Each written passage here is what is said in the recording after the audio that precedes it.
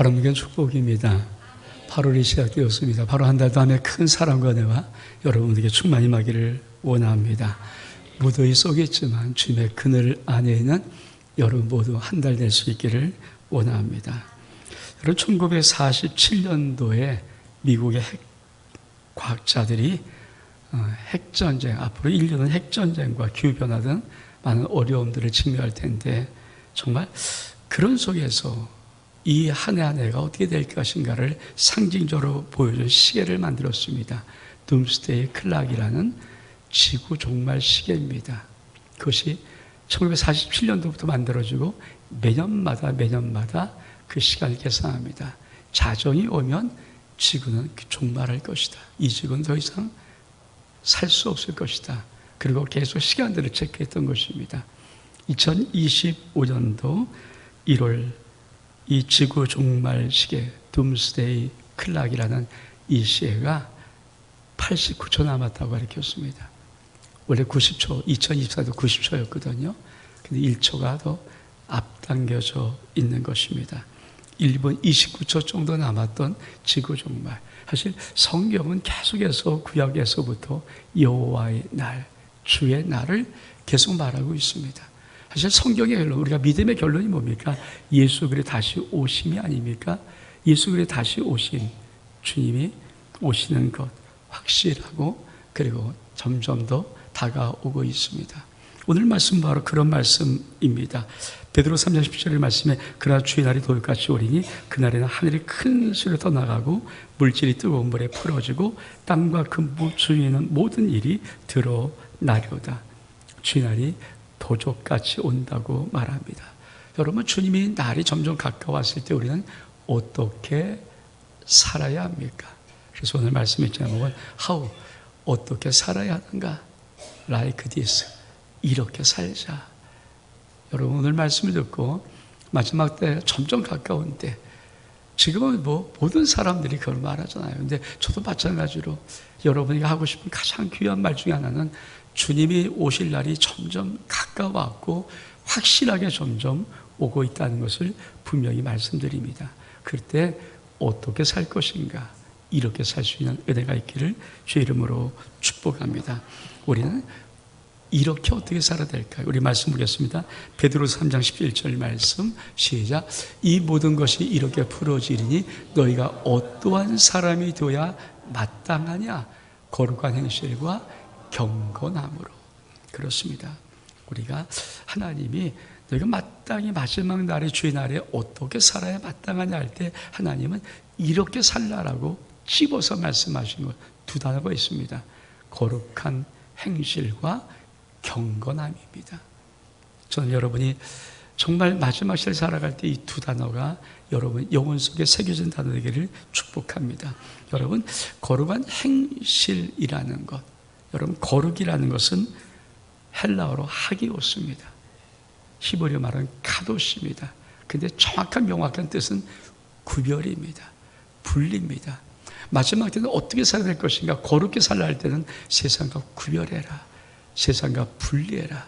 세상에 파묻혀 살지 말고 세상과 떨어지라는 것이 바로 이 거룩 하기오스입니다. 근데 여러분, 뒤에다 붙이는 것이 있어요. 거룩한 행실. 행실의 사전적인 의미, 정말 사전적인 말입니다. 같이 한번 읽어볼까요? 시작. 한 사람이 사회생활에서 드러내는 모든 행동과 품성을 아우르는 말. 어떤 특별한 행동만 하나를 집어넣는 것이 아니라 그 사람이 사회생활하면서 모든 삶 속에 어떤 행동을 하고 어떤 말을 하는가, 그것을 행실이라고 하는 것입니다. 우리 주님은 거룩한 행실로 살라고 말씀합니다. 지난주가 장년부 수련을 갔다 왔습니다. 물론 많은 분 가지 못했지만 참 이번 수련은 나름대로 뜻있고 깊은 은혜가 있었습니다. 특별히 참 저희 수련회들은 특징이 있어요. 한 10년 넘게 좀 해오고 코로나 기간 포함해서 해왔는데 할 때마다 주제 선거를 딱 주면은 각자 목사님들이 각자 그냥 받은 은혜를 가지고 묵상하다가 어떤 말씀이 주어지면 그걸 가지고 가는 것입니다. 한 번도 상의하고 너 무엇일까 물어본 적도 없습니다. 왜냐하면 성령의 임파테이션 세미나 아닙니까? 그러니까 성령이 주장하시는 대로 저도 물론 하나를 준비해 왔습니다. 그리고 이번 올해의 주제는 이사야 6장 8절의 말씀. 누가 우리를 위해서 갈고 주여 내가 여기 있나이다 나를 보내소라는 이 주제를 가지고 우리가 세미나를 열었습니다. 근데 참 신기하게도 첫날 저녁에 했던 목사님 설교하고 두 번째 저녁에 집회했던 목사님의 이 주제가 똑같은 것입니다. 그렇게 쉽지 않거든요. 첫날 주제와 두 번째 주제, 그만 성경 1189장을 각자 받은 은혜를 가지고 준비하는데 너무 똑같은 거예요. 주제가 똑같은 주제를 가지고, 물론 풀어내기는 다르게 풀어냈지만 똑같은 주제였습니다. 근데 제가 더 깜짝 놀란 것은 이번 주 오늘 이 말씀의 주제랑 너무 똑같은 거예요. 제가 그래서 그분의 말씀들을 좀 같이 이렇게 은혜를 받기 위해서 말씀을 좀 기록하고, 오늘 좀 그분의 말씀들, 제가 둘째 날 저녁에 집회 말씀이 어떻게 오늘 내가 전하고 싶은 주제 말씀이 똑같을 것인가. 그래서 주님이 하나님이 하고 싶은 말씀이 있나 보다. 그리고 그 말씀을 여러분과 좀 나누기를 원합니다. 우리 말씀 하나를 좀 볼까요? 창세기 4장 25절 26절의 말씀. 시작. 아담이 다시 자기 아내와 동침하며 그가 아들을 낳아 그의 이름을 셋이라 하였으니 이는 하나님이 내게 가인이 죽인 아벨 대신에 다른 씨를 주었다 함이며, 셋도 아들을 낳고 그의 이름을 에노스라 하였으며 그때 사람들이어서 여호와 이름을 불렀더라. 여러분, 하나님은 첫사람 아담과 하와를 창조했습니다. 아담, 하와는 남자, 여자라는 이름의 근본 뜻을 갖고 있습니다. 그런데 이 아담과 하와 창조한 이 가정 속에 하나님은 두 아들을 주었습니다. 첫 번째 장남이어로 가인입니다. 두 번째 아들은 아벨입니다. 근데 여러분, 사람이라는 것은 이름을 줄 때 그 이름에는 뜻이 있고 이름에는 그 존재 가치가 있습니다. 저도 제 이름이 원종민 할 때 원종민 이름에 뜻이 있고 존재 가치가 있어요. 저는 민자가 참 좋습니다. 보통 백성민자 쓰는데 저희 아버지는 나를 밑에 그럴 문자를 써서 하늘 민자. 근데 그 하늘이 가을 하늘입니다. 전 참 감사해요. 그래서 제가 나름대로 다른 데 쓸 때 제 이름 안 쓰고 쓸 때는 가을 한이라고 쓰는 그 애칭을 갖고 있습니다. 왜냐하면 하나님은 우리 아버지를 통해서 저에게 주신 이름이 보통 민자부터 백성 민자 다 쓰지 않습니까? 우리 아버지는 그거 안 쓰고, 사실 웬만한 사람은 민자를 몰라요. 문자라고 읽어요. 문. 원종문이라고 읽으시면 나를 밑에 그럴 문자를 써서 가을 하늘. 저는 그래서 지금도 제 마음속에 원종이라는 이름을 줬지만 그 이름 중에 가을 하늘, 저는 그 단어를 참 좋아하고 제가 많이 쓰고 있습니다. 그만큼 이름은 자기의 존재 가치를 표시하는 것입니다. 근데 여러분, 아담과 하와가 아들을 낳았어요. 첫째 아들을 낳았는데 그 아들의 이름을 가인이라고 줬습니다. 근데 가인의 이름은 금속 세공업자입니다. 금속을 만드는 자예요. 그래서 거기서 유치된 이름 중에 하나가 바로 창이란 뜻입니다. 여러분, 창을 갖고 사는 존재. 물론 이 창이 많은 동물들 잡아서 먹을 수렵할 수 있는 창이기도 합니다. 그러나 사실은 이 가인이라는 이름 속에는 창이란 단어 다음에 또 하나가 있어요. 소유란 단어가 있습니다. 소유. 여러분 생각해 보십시오. 창과 소유라는 이름을 가지고 있을 때 이 창은 어떤 의미입니까? 뺏는 거예요. 공격하는 거예요. 죽이는 거예요. 남을 공격하고 찌르고 죽이고 협박할 때 창을 갖고 쓰는 거예요. 여러분, 하나님은 이 두 아들의 이름을 통해서 앞으로 인류의 역사는 어떻게 발전할 것인가? 여러분, 한쪽에 많은 사람들은 창을 갖고 인생을 살면서 남을 찌르고 남을 공격하고 남의 걸 뺏고 남을 죽이고 하는데, 그래서 자기의 소유를 더 많이 사실 트럼프가 전 세계 관세 전쟁하는 이유가 뭡니까? 창 들고 하는 거예요. 창 들고 내놔. 그래서 뭡니까? 그 협상을 맺은 다음에 꼭 트럼프가 자기 나라에 사는 몇 대가 뭡니까? 우리나라 부자 됐습니다. 우리나라 부자 되었습니다. 다른 나라 뺏어서 부자 되는 거예요. 이게 창을 가진 가인의 모습입니다. 그러니까 하나님이 처음부터 역사를 만들 때 한쪽의 사람들은 창을 들고 자기 소유를 누리는데 온 힘을 다하는 한쪽에 거대한 인류가 흘러가는 거예요. 근데 여러분, 아벨이라는 이름은 허무, 텅 빈. 하나님이 없이 사는 인생은 허무한 인생, 하나님이 없이 사는 인생은 텅 빈 인생.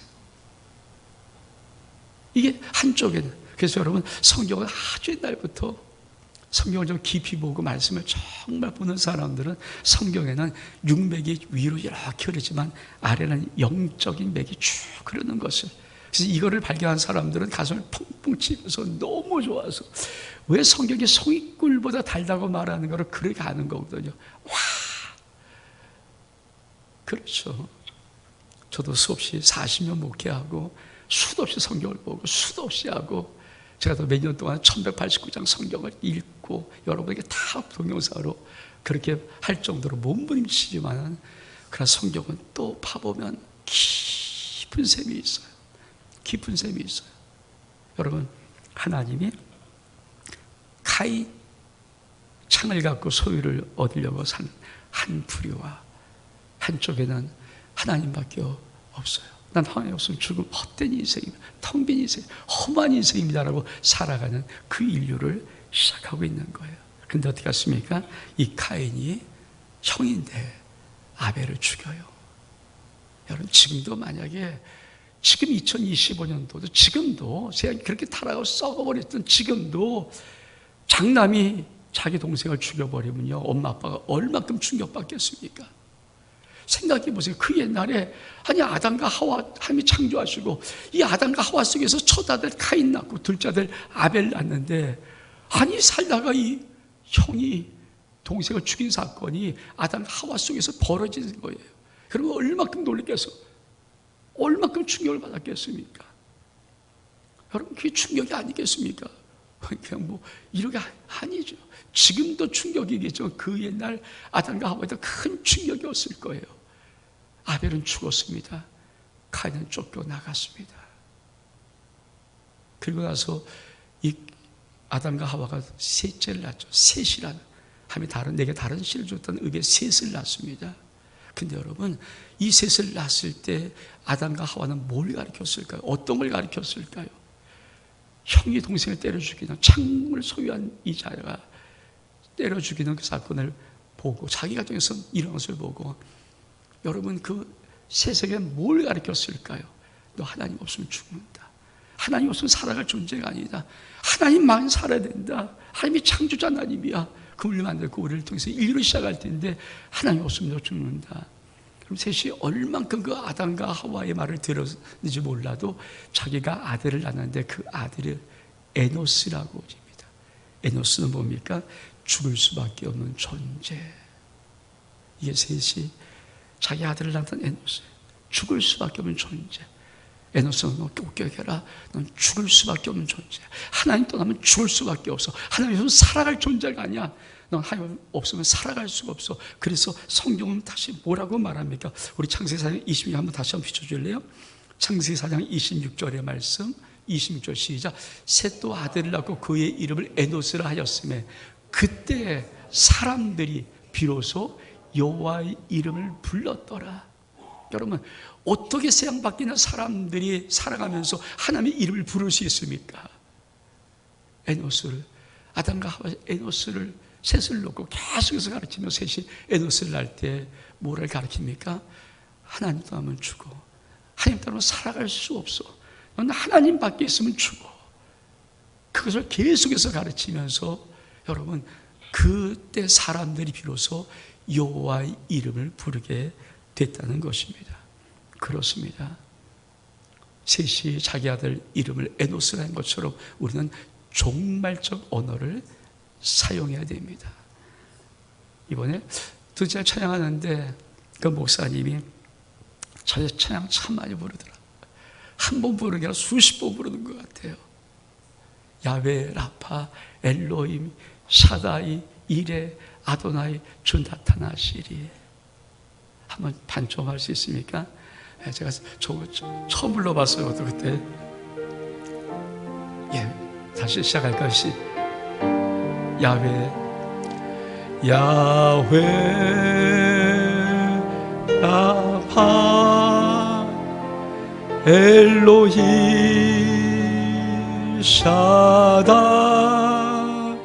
이레,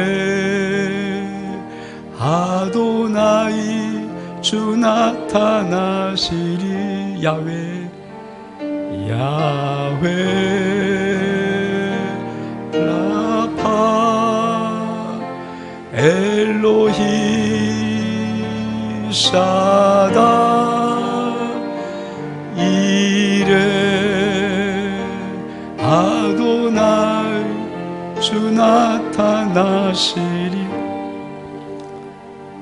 저거를 목사님이 말씀을 마치고 그러는데 한 번 부르는 게 아니라 한 번 부르고 두 번, 세 번, 네 번, 다섯, 여섯, 일곱, 여덟 계속 부르는데 자리에 앉던 분들이 일어나서 깃발을 들고 막 제가 그때서 저게 뭘까? 전 처음 들어본 찬양이었거든요. 솔직히 저게 뭘까 하다가 알았어요. 아, 저게 종말의 언어구나. 종말적인 언어구나. 여러분, 마지막 시대에 하나님 우리들이 바라는 입술의 언어가 뭘까요? 여러분, 어떤 종말의 언어를 갖고 있습니까? 전 종말의 언어를 갖고 있더라고요. 주님만이 왕이십니다. 제가 계속 이거 외치거든요. 아침에 일어나도 밤에 잘 때도 예배 드릴 때도 새벽에 할 때도 계속해서 주님만이 왕이십니다. 내 평생에 주님만이 왕이십니다. 지금 이곳에 영광 받으시옵소서. 주님만이 왕이십니다. 온 땅의 열방의 주여 영광 받으시옵소서. 주님만이 왕이십니다. 그게 주님께서 그게 종이야. 네 종말년, 네 종말의 언어구나. 여러분 어떤 종말의 언어를 갖고 있습니까? 저는 그때 이 땅에도 아직도 수많은 성도들이 야훼, 라파, 엘로힘, 샤다이, 이레, 아도나이 주 나타나시는 그 하나님 찬양하는 그 많은 종말의 언어를 갖고 있더라고요. 여러분 마지막 시대 우리가 종말의 언어를 사용하십니까? 거룩한 행실은 그냥 한두 번의 행동이 아니에요. 내가 어떤 언어를 가지고 어떤 태를 가지고 살아가는가. 근데 여러분 입에 붙은 종말의 언어가 있습니까? 여러분의 입술에 지금도 터져나오는 종말의 언어가 있습니까? 전 그때 그 찬양을 부르는 성도들이 일어나면서 깃발을 흔들면서 막, 그리고 그 목사님이 앞에 찬양을 수십 번 저 찬양을 쏟아붓는 때 그때 느꼈어요. 하나님의 마지막에 경건한 행실을 사는 사람은 셋이 계속 자기 아들을 낳고 에노스야 하나님 성 없으면 주고 하나님 성 살지 못해 그랬을 때 그때 사람들이 비로소 여호와 이름을 불렀던 것처럼 오늘 믿음의 사람들에게 종말의 언어가 있어야 그 종말의 언어를 말해야 이 밖에 사람들이든지 아니면 나와 같이 함께 신앙생활 공동체들이 종말의 언어를 사용하죠. 종말의 언어를 사용하죠. 우리가 매일 무엇을 먹을까, 무엇을 입을까, 무엇을 마실까를 계속 말하면 여러분 내 주변 사람도 무엇 똑같이 그렇게 말할 거 아닙니까? 무엇을 먹을까, 무엇을 마실까, 무엇을 입을까. 여러분 종말의 언어를 사용하십니까? 종말의 언어가 있습니까? 여러분 입술에 붙어있는 종말의 언어가 여러분 있습니까? 그걸 하나님 묻는 거예요. 야훼, 라파, 엘로히, 샤다이, 이레, 아도나이 주 나타나시리. 가슴 터져라. 목소리 소리치면서 온 힘을 다해서 외치는 그들을 보면서 우리의 종말의 언어는 무엇인가? 여러분의 입술에 담고 있는 지금 여러분 입 보이는 입술에 있는 종말의 언어는 무엇입니까? 여러분 어떤 것입니까? 종말의 언어가 있어야 합니다. 종말의 언어를 가져야 합니다. 두 번째로 종말의 태도, 거룩한 행실은 종말의 태도를 가져야 됩니다. 우리 말씀 보겠습니다. 누가복음 17장 27절 30절 말씀 시작. 노아가 방주에 들어가던 날까지 사람이 먹고 마시고 장가들고 시집가더니 홍수가 나서 그들을 다 멸망시켰으며 또 노세 때와 같으니 사람이 먹고 마시고 사고 팔고 심고 집을 짓더니 롯이 소돔에서 나가던 날에 하늘로부터 불과 유황이 비오듯 하여 그들을 멸망시켰느니라. 인자가 나타난 날에도 이러하니라. 여러분 하나님은 노세 마지막 홍수 때 모든 인류를 멸절시킬 때 그 장면을 우리 주님께서 말씀하고 있는 거예요. 롯의 마지막 종말이 말 때 그때 세상은 어땠는지 아니? 먹고 마시고 장가하고 시집갔다. 여러분, 소돔과 고모라에서 유황불로 멸망당할 때 그때 소돔과 고모라 상황, 그때 사람들이 어떻게 살았는지 아니? 먹고 마시고 사고 팔고 심고 집을 지었다. 근데 다 멸망했다. 그래서 뭐라고 말해요? 주님께서 마지막 인자가 임할 때도 이와 같으리라. 마지막 인자가 임한 날도 이와 같을 것이다. 여러분, 먹고 마시고 장가들고 시집가고 먹고 마시고 사고 팔고 심고 집을 짓고 다 누구를 위한 것입니까? 자기를 위한 거예요. 나를 위한 거예요. 주체가 무엇입니까? 나예요. 내가 나를 위해서 살아가는 주체, 그게 종말의 모든 사람들의 일반적인 모습입니다. 여러분은 나를 위해서 나로 살아가십니까? 주체가 나입니까? 하나님이십니까? 마지막 종말의 태도가 뭔지 아십니까? 정말 하나님의 영광을 바라보는가? 아버지 영광이 더 귀한가? 우리 10년, 20년, 30년, 40년 믿으면서 많이 주님과 가까워졌잖아요. 이제 많이 주님과 갈 때가 되어 있잖아요. 주님을 맞이할 때가 되어 있잖아요. 주님 만날 때가 좀 가까우고 있잖아요. 근데 여러분 중심 속에 아직도 나가 있습니까? 나를 위한 것입니까? 삶의 주체가 나입니까? 아니면 이제는 이 정도 됐으면 하나님, 내가 살든 죽든지 오직 주님만 존귀케 되는 거룩한 삶으로 여러분 바꿔지고 평화되고 있습니까? 그렇습니다. 거룩한 행실은 종말의 언어, 종말적인 태도를 가져야 합니다. 두 번째로 경건함이에요. 경건함. 거룩한 행실과 경건함을 가지고 살라고 그랬습니다. 그럼 경건함은 예배, 바라크란 말. 사실 첫 번째 목사, 첫날 저녁에 목사님이 했던 단어가 바라크였습니다. 두 번째 했던 목사님의 단어 주제가 바라크였습니다. 제가 오늘 이 설교 본문을 정해놓고 제가 준비하고 싶었던 것도 바라크거든요. 바라크. 근데 바라크는 축복이란 뜻이 있습니다. 첫 번째. 두 번째는 경배란 뜻이 있습니다. 근데 바라크의 진짜 의미가 뭔지 아십니까? 무릎을 꿇는 것입니다. 여러분, 마지막 때는 예배 전쟁이라고 말합니다. 맞아요. 지금 많은 목사들이 마지막 때는 예배 전쟁이다. 난 누구를 예배하는가? 누구를 경배하는가? 아니, 나는 누구에게 바라크 무릎을 꿇고 있는가? 여러분, 세상은 지금 계속해서 세상 앞에 믿음의 사람들이 바라크 무릎을 꿇기를 원합니다. 무릎을 꿇으려고 합니다. 세계 수없이 많은 악들은 지금 모든 곳에 가서 그렇게 꿇으려고 합니다. 여러분은 무엇을 예배하고 무엇을 경배하고, 아니, 여러분 누구에게 바라크 무릎을 꿇고 있습니까? 참 중요하죠. 여러분 좀 하나님 앞에 무릎을 꿇고 예배를 드립니까? 우리 말씀 하나를 보겠습니다. 창세기장 27절 말씀 시작. 하나님이 야벳을 창대하게 하사 셈의 장막에 거하게 하시고 가나안은 그의 종이 되게 하시기를 원하노라 하였더라. 전 저 말씀에 참 은혜요.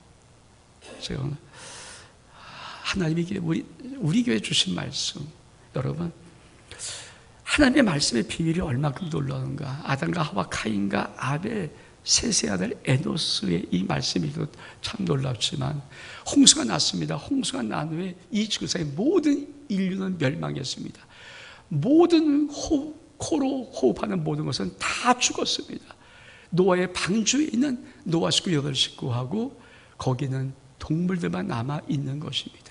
자, 그들이 홍수가 끝난 다음에 세상을 나왔을 때입니다. 하나님은 노아의 세 아들을 통해서 이 인류를 형성할 것입니다. 첫 번째 아들이 셈이고, 둘째 아들이 함이고, 막내 아들이 야벳입니다.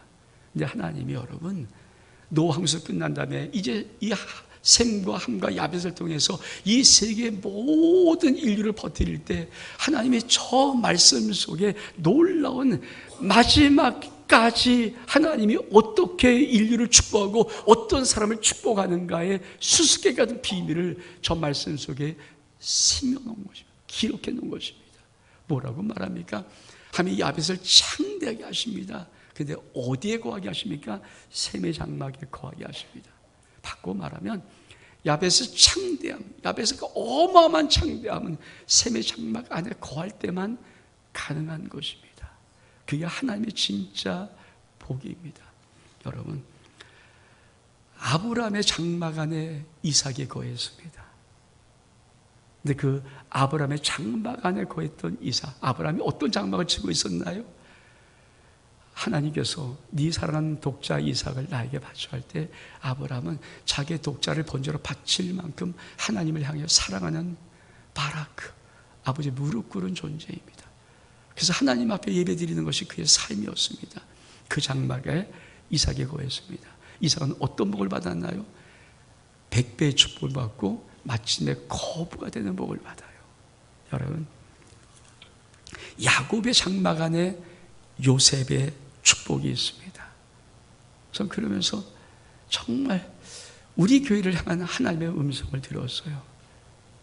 둘째 날 설교했던 목사님이 이렇게 외칩니다. 그분은 뭔지 모르고 외쳤을 것 같아요. 요셉의 창고는 야곱의 장막 안에 있습니다. 근데 저는 그 말을 왜 들을 수 있습니까? 우리 7년 동안 요한계시록 했잖아요. 그리고 요한계시록 달려오면서 우리는 요셉의 7년 풍년을 선포하고 왔습니다. 달려왔습니다. 근데 이 목사님이 자기가 설교다 갑자기 한 단어를 선포하는 거예요. 요셉의 창고는 야곱의 장막 안에 있습니다. 근데 저는 그때 하나님의 음성을 들었어요. 저는 나에게 하는 말씀이며 우리 교회를 향한 말씀입니다. 그래서 우리 교회 요셉의 7년 풍년이 요셉의 창고가 풀어지기를 원하고 정말 지금도 강조합니다. 근데 왜 도대체 우리 성도들 가운데 요셉의 이 7년 풍년이 이루어지지 않는가? 왜 더딘가? 왜 안 오는가? 그게 사실 저게 참 답답한. 뭔지는 알아요. 근데 정확히 하나님 말씀하시는 음성. 요셉의 창고는 야곱의 장막 안에 있다. 요셉의 창고는 야곱의 장막 안에 있다. 여러분, 야곱이 누굽니까? 하나님의 얼굴 본 자예요. 분열 사건을 통해서 하나님의 얼굴을 본 자입니다. 하나님 나를 축복하지 않으면 하나님 가지 못합니다. 나를 축복해달라고 아버지 축복만을 구한 자가 야곱입니다. 그래서 하나님의 얼굴을 보고 이름을 야곱에서 이스라엘로 바꾼 자 아닙니까? 하나님의 얼굴을 보는 게 뭘까요? 예배. 하나님의 얼굴을 보는 것이 예배입니다. 여러분, 요셉의 7년 풍년, 내 노력이 있지 않고 내 실력이 있지 않고 세상 경제 여건이 있지 않습니다. 요셉의 7년 풍년의 창고는요, 야곱의 장막 안에 있어요. 그럼 하나님 그 자리에서 말씀하시죠. 그 자리에서 저는 그 말 들을 때 그게 무슨 의미인지 알죠. 저는 알잖아요. 7년 동안 달려오고 7년 이후 그걸 위해서 달려오는데 오늘 여러분 들으십시오. 여러분, 숨겨진 요셉의 창고는 야곱의 장막 안에 있습니다. 하나님의 얼굴을 보지 않으면 하나님밖에 복이 없다고 정말 바지를 잡고 하나님 앞에 매달리지 아니하면 요셉의 창고는 없는 거예요. 그게 바로 저예요. 하나님이 야벳을, 인류를 어떻게 축복을 할 것인가를 숨겨놓은 숫길 같은 비밀. 야벳의 창대함은 반드시 셈의 장막 안에 거할 때 온다. 왜 그래서 우리 지난 많은 역사 속에 우리 믿음의 부모들의 헌신, 부모들의 바라크, 하나님의 무릎을 꿇었던 그 신앙의 아름다움이 왜 자녀를 그렇게 위대하게 축복했든지 아버지, 어머니의 장막 안에 자녀들의 창고가 있는 거예요. 자녀들의 창대함이 있는 거예요. 여러분, 내가 물려준 돈에 있지 않습니다. 내가 그들을 위해서 아버지 앞에 예배드림에 내 자녀들의 인생에 창대함이 있어요. 그 비밀을 하나님은 노아 홍수 끝나자 인류를 베풀고 인류가 확장되고 인류가 번성되고 수없는 곳에 인류가 퍼지기 전에 하나님이 저렇게 정하셨어요. 야벳을 창대케 하사 셈의 장막에 거하게 하시고. 그렇습니다. 오늘 바라크 경건함은 내가 누구 앞에 무릎을 꿇고 있는가? 저는 여러분이 마지막 시를 살아가는 하나님의 종말론적인 언어와 태도를 갖고 하나님의 바라 그 무릎 꿇는 여러분 되기를 원합니다. 그러면 하나님 우리를 어떻게 넣어나갈까요? 우리 적을까요? 하나님 나를 간절히 사모하라. 우리 말씀 보겠습니다. 베드로서 3장 12절 말씀 시작. 하나님 나를 임하시길 바라보고 간절히 사모하라. 우리 요거를 세 번역으로 한번 볼게요. 세 번역 똑같은 말씀입니다. 시작. 하나님 날이 오기를 기다리고 그날을 앞당기도록 하여야 하지 않겠습니까? 간절히 사모한다는 것은 사모함이 이런 말이 아니라 그날을 빨리 맞고 싶어서 앞당기는 오지 않은 정해진 날입니다. 근데 불구하고 그걸 당겨서 자꾸만 앞으로 당기려고 제가 이 새벽을 보면서 제 마음속에 제가 우리 교회 가끔 막 종말을 얘기하고 막 마지막 때 얘기하고 그럴 때마다 우리 성도들은 아유 오지 않았으면 아주 안 왔으면 좀 더 뒤에 왔으면 아유 좀 안 왔으면 아니 안 와도 괜찮습니다. 이런 마음이 아닐까. 근데 여러분 사모란 말은 뭡니까? 그날이 이미 정해졌어요. 올날은 사실은. 근데 그걸 앞당겨 할 수만 있으면 앞당겨서 좀 더 하루도 빨리 맞이하려는 그 마음이 사모해요. 주님 오십니다. 근데 마지막 종말의 시작이 뭘까요? 그 마음이란 거룩한 행실과 경감을 가지고 하나님의 날이 빨리 오기를 원해서 앞당기는 그 마음을 갖고 있는 게 사모입니다. 우리 떠나볼까요? 쉬운 성경으로 이번에 보겠습니다. 시작. 여러분 그날이 오기를 손꼽아 기다려야 됩니다. 여러분 어린아이에게 네 생일 선물에 내가 네가 제일 갖고 싶은 거 사줄까? 그러면 어떻게 됩니까? 그 생일 날 이렇게 손꼽아 기다려. 손꼽아. 이게 손꼽는 게 손꼽는 거예요. 정말 우리는 주님의 날이 오기를 주님이 다시 오실 마라다 재림의 날이 오기를 정말 손꼽아 기다리고 있는가? 그 여호와 하나님의 거룩한 날이 오기를 그렇게 기다리고 있는가? 하나님은 거룩한 행실과 경감을 가지고 주의 날을 사모하라.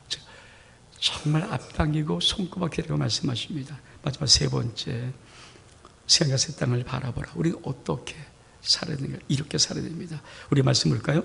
베드로서 3장 13절 말씀 시작. 우리는 그 약속대로 의가 있는 곳인 새하늘과 새 땅을 바라보도다. 왜 하나님은 의가 있는 곳이라고 말했을까요? 왜 새하늘과 새 땅은 의가 있는 곳이라고 말했을까요? 우리 말씀 보겠습니다. 새하늘은 어떤 새하늘인가? 창세기 6장 2절 시작. 하나님의 사람들이 사람의 딸들을 아름다움 보고 자기들이 좋아하는 모든 죄를 아내로 삼는지라. 5절 시작.